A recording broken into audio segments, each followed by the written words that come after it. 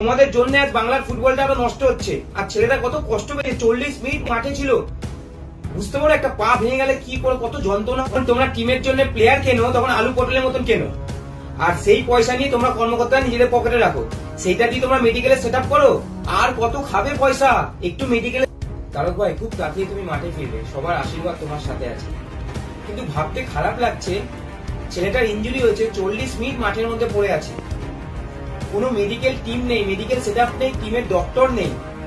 হসপিটালে নিয়ে যাওয়ার জন্য যে অ্যাম্বুলেন্সটা ছিল, ওইটা মানে এমনি পুতুলের জন্য পুতুলের মতন দাঁড়িয়ে ছিল। সেই অ্যাম্বুলেন্সটা পর্যন্ত নিয়ে যায়নি, বাইরে থেকে অ্যাম্বুলেন্স এসে পরে নিয়ে গেছে।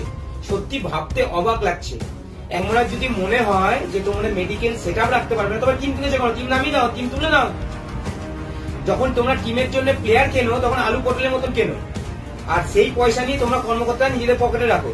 সেইটা দিয়ে তোমরা মেডিকেলে সেট আপ করো। আর কত খাবে পয়সা একটু মেডিকেলের জন্য নাও, একটা ডক্টর নাও, আর যদি বলো পয়সা নিয়ে টিম তুলে নাও। তোমাদের জন্য আজ বাংলার ফুটবলটা আরো নষ্ট হচ্ছে। আর ছেলেটা কত কষ্ট পেয়েছে, 40 মিনিট মাঠে ছিল। বুঝতে পারো একটা পা ভেঙে গেলে কি করে কত যন্ত্রণা, কত যন্ত্রণার সাথে সে কপাল খারাপ। 100% একটা ছেলে প্লেয়ার পুরো টিমের জন্য, পুরো সিজনের জন্য 100% দেয়। আমরা প্লেয়ার, আমাদের ইনজুরি হয় মাঠে, আমাদের এইটা আশা করি যে আমাদের যখন ইনজুরি হবে যাতে আমাদের ব্যাকআপ সেটআপটা থাকে, বেসিক সেটআপ। একটা বেসিক সেটআপ রাখো। কাঠ না, ছোট ছোট কাঠ, বাঁশ কেটে কাঠ সেটআপ করে কেটে ছোট ছোট কেটে ব্যাগের মধ্যে দরকার পড়লে রাখো। ওইটা দিয়ে দরকার বলে জুড়ো, ওইটাও একটা সেটআপ। ওইটা বেশি খরচা নেই, একটা বাঁশ কিনে নেবে, 500 টাকা 600 টাকা নেবে হয়তো। সেই বাঁশ ছোট ছোট করে টুকরো করে ব্যাগের মধ্যে নিয়ে যাও।